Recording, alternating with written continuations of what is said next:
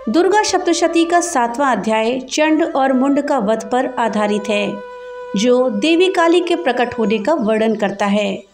देवी महात्म्य का ये भाग अत्यंत शक्तिशाली और महत्वपूर्ण माना जाता है।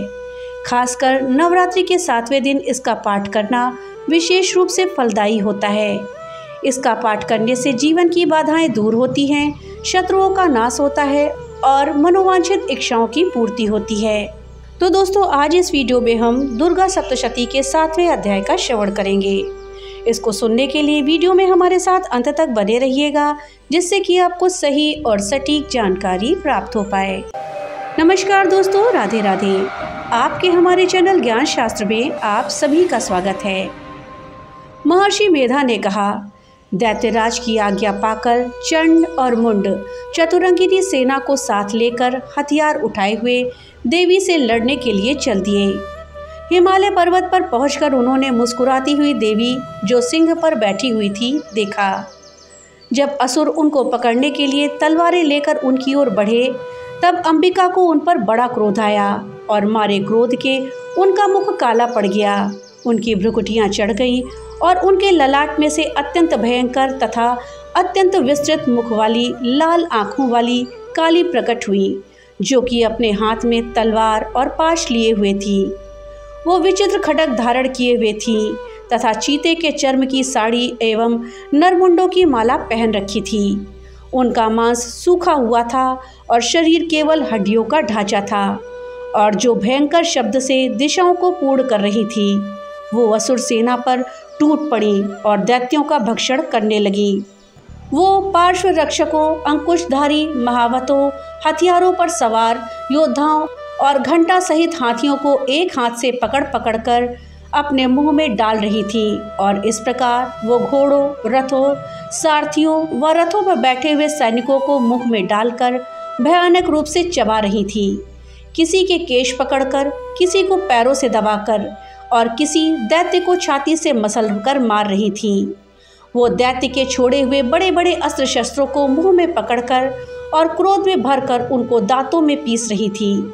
उसने कई बड़े बड़े असुर भक्षण कर डाले, कितनों को रौंद डाला और कितनी उसकी मार के मारे भाग गए। कितनों को उसने तलवार से मार डाला, कितनों को अपने दांतों से समाप्त कर दिया, और इस प्रकार से देवी ने इस क्षण भर में संपूर्ण दैत्य सेना को नष्ट कर दिया। ये देख महापराक्रमी चंडकाली देवी की ओर पलका और मुंड ने देवी पर अपने भयंकर बाणों से वर्षा आरंभ कर दी और अपने हजारों चक्र उन पर छोड़े। उस समय वो चमकते हुए बाण व चक्र देवी के मुख में प्रविष्ट हुए इस प्रकार दिख रहे थे, जैसे मानो बहुत से सूर्य मेघों की घटा में प्रविष्ट हो रहे हों। इसके पश्चात भयंकर शब्द के साथ काली ने अत्यंत जोश में भरकर विकट अट्टहास किया। उसका भयंकर मुख देखा नहीं जाता था। उसके मुख से श्वेत दांतों की पंक्ति चमक रही थी।